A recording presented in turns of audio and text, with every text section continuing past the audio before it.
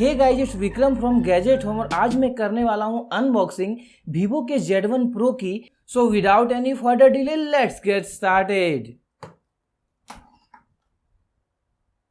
तो guys, box के अंदर सबसे पहले हमें मिलता है एक और बॉक्स और मैं यहाँ पर उम्मीद कर रहा हूँ कि आपको प्रोवाइड किया गया एक सिलिकॉन केस। तो दोस्तों, सिलिकॉन केस की जो क्वालिटी है वो यहाँ पर काफ़ी अच्छी लग रही है मुझे। और यहाँ पर आपको कुछ रेगुलर लीफलेट्स और यहाँ पर क्विक स्टार्टिंग गाइड मिलता है। तो हम इन्हें करते हैं साइड में। और दोस्तों, फाइनली यहाँ पर है हमारा वीवो का Z1 Pro और यहाँ पर आपको फ्रंट में गूगल असिस्टेंट लिखा हुआ मिलता है। तो चलिए फ़ोन को बाहर निकालते हैं।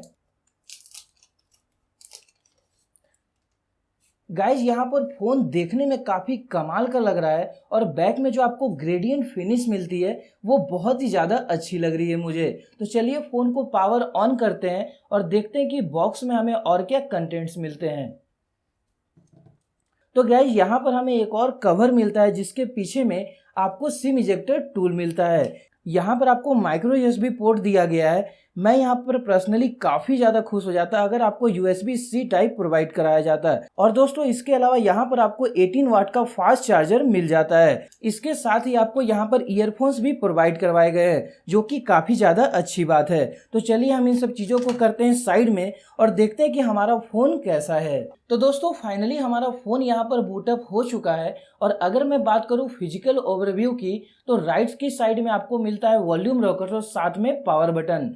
नीचे की साइड में आपको मिलता है आपका चार्जिंग पोर्ट, साथ में 3.5 mm हेडफोन जैक और साथ में स्पीकर। अगर टॉप की साइड की बात करूँ तो आपको यहाँ पर कुछ भी नहीं मिलता है। और अगर लेफ्ट साइड की बात करें तो दोस्तों, यहाँ पर आपको दो चीज़ें मिलती है जिनमें से आपको एक मिलता है गूगल असिस्टेंट का बटन जिससे आप क्विकली गूगल असिस्टेंट को ओपन कर सकते हो। इसके साथ ही लेफ्ट साइड में आपको मिलता है सिम इजेक्टर का प्लेस। और यहाँ पर सबसे अच्छी बात यह है कि आपको प्रॉपर डुअल सिम और माइक्रो SD कार्ड का सपोर्ट मिल जाता है। तो स्टोरेज वाइज यहाँ पर आपको कोई भी प्रॉब्लम नहीं होने वाली है। बैक की साइड में आपको मिलता है गॉर्जियस ग्रेडियंट डिजाइन जो कि देखने में काफी कमाल का लग रहा है। और साथ में यहाँ पर आपको ट्रिपल कैमरा सेटअप मिलता है। यहाँ पर जो प्राइमरी कैमरा है वो है 16 मेगापिक्सल का, जहाँ पे आपको 1.7 का अपर्चर मिलता है। इसके साथ ही आपको 8 मेगापिक्सल का अल्ट्रा वाइड कैमरा और साथ में 2 मेगापिक्सल का डेप्थ सेंसर कैमरा भी मिल जाता है। और साथ में यहाँ पर आपको LED फ्लैश और फिंगरप्रिंट सेंसर भी देखने को मिल जाता है। और अगर बात करें फ्रंट की तो दोस्तों, यहाँ पर आपको मिलता है 6.53 इंच का gorgeous full HD plus IPS display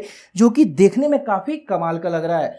और साथ में यहाँ पर आपको मिलता है 32 मेगापिक्सल का इन डिस्प्ले कैमरा। अगर सॉफ्टवेयर की बात करें तो दोस्तों, यहाँ पर आपको मिलता है वीवो का फन टच OS 9 जो कि एंड्रॉइड 9.0 पाई पे बेस्ड है। और अगर बात करें स्पेक्स की तो दोस्तों, यहाँ पर इंडिया में किसी भी फोन में पहली बार आपको स्नैपड्रैगन का 712 प्रोसेसर मिलता है जिसमें आपको एड्रीनो 616 GPU मिल जाता है। और दोस्तों, इसके साथ ही आपको यहाँ पर गेम क्यूब का एक ऑप्शन मिलता है। तो अगर आप गेमिंग के शौकीन हैं और बहुत ज़्यादा गेमिंग करते हैं तो दोस्तों, इस फ़ोन में आपको ज़बरदस्त परफॉर्मेंस मिलने वाली है। और इसके साथ ही इस फ़ोन में आपको PUBG ऑफिशियली भी देखने को मिल जाता है।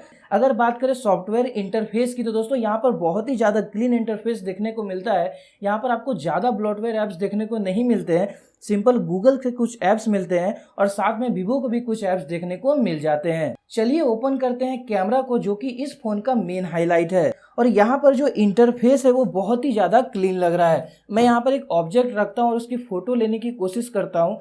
यहाँ पर जो ऑटो फोकसिंग स्पीड है वो काफ़ी अच्छी देखने को मिल रही है। मैं यहाँ पर फोटो क्लिक करता हूँ और दोस्तों, यहाँ पर जो फोटो निकल कर आई है वो काफ़ी ज़्यादा अच्छी है, जैसा कि आप देख सकते हो। यहाँ पर कलर एक्यूरेसी भी काफ़ी अच्छी लग रही है इंडोर लाइटिंग में। और साथ में यहाँ जो एज डिटेक्शन है वो भी काफ़ी अच्छा निकल कर आया है। यहाँ पर आपको कैमरा में और बहुत सारे फीचर्स देखने को मिल जाते हैं जैसे कि AI ब्यूटी मोड है, नाइट मोड है। यहाँ पर आपको प्रो मोड भी मिल जाता है। अगर आप प्रो मोड में ज़्यादा फोटोज लेना पसंद करते हो तो आपको यहाँ पर कोई भी प्रॉब्लम नहीं होने वाली है। दोस्तों, ये है कुछ सैंपल शॉट्स जो कि मैंने इसी फ़ोन के कैमरा से लिए हैं और यहाँ पर कैमरा बहुत ही ज़्यादा अच्छा परफॉर्म कर रहा है। कलर्स काफ़ी अच्छे निकल कर आ रहे हैं, एज डिटेक्शन भी काफ़ी अच्छी है। और दोस्तों, यहाँ पर जो वाइड एंगल कैमरा है वो आपको बिल्कुल एक डिफरेंट पर्सपेक्टिव देता है और इससे आप बहुत ही ज़्यादा अच्छी फोटोज खींच पाओगे।